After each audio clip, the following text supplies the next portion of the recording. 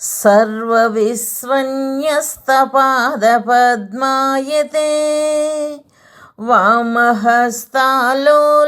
वेदशास्त्रायते ज्ञानसूर्यायते दत्तरूपायते श्रीवेणुगोपालकृष्णाय वन्दनम् श्रीवेणुगोपालकृष्णाय वन्दनम् श्रीवेणुगोपालकृष्णाय वन्दनम्. శ్రీదత్త సూక్తులు.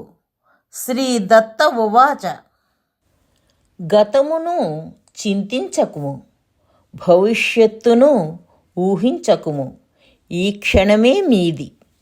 ఇకనైనను సమయాన్ని శక్తిని వృధా చేయకుము, సదా నా ఆరాధనలో ఉండుము, తరింతువు. అచ్చట ఆ లోకములో నిన్నే జీవుడును కనీసము గుర్తించను కూడా గుర్తించడు. మరువకుము, ఈ భార్య పుత్రులు, ఈ భోగభాగ్యములు, ఈ శరీరము, ఈ పదవులు అన్నీ క్షణభంగురములు, అసత్యములు, అనిత్యములు. మరువకుము, సత్యాన్వేషణ చేసుకొనుము, తరింతువు. మరలా చెప్పుచున్నాను, ఇది సత్యము. ఆరాధనలో కోరిక ఉండరాదు. కోరిక విలువను పోగొట్టును. బిచ్చగాడు మీ ఇంటికి వచ్చి దీనాతి దీనంగా పిడికెడు మెతుకులు అడిగితే కసురుకుంటావు. అదే బంధువు అతిథి వచ్చి అన్నం అడగకపోయినా భోజనానికి సాదరంగా పిలుస్తున్నారు.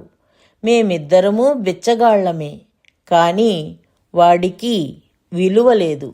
అతిథికి ఎందుకు ఇంత విలువనిచ్చావు? కారణం ఒక్కటే, అతిథి మీ ఇంటికి మీ అన్నం కోసం రాలేదు, కేవలం మీకోసం వచ్చాడని మీకు తెలుసు. బిచ్చగాడు మీకోసం రాలేదు, కేవలం మీ అన్నం కోసమే వచ్చాడని మీకు తెలుసు.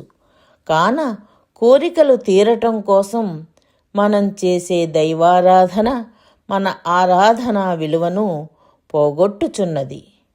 చివరి మాటగా చెప్పుచున్నాను, ఆరాధన కోరిక కోసం కాకుండా నా కోసం చేయాలి.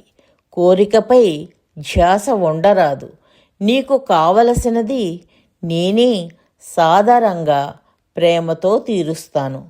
కనుక నిస్వార్థంగా, నిష్కామంగా, ఏకాంతములో అంతర్ముఖుడవై సదా నన్నారాధించు, కైవల్యం సిద్ధిస్తుంది.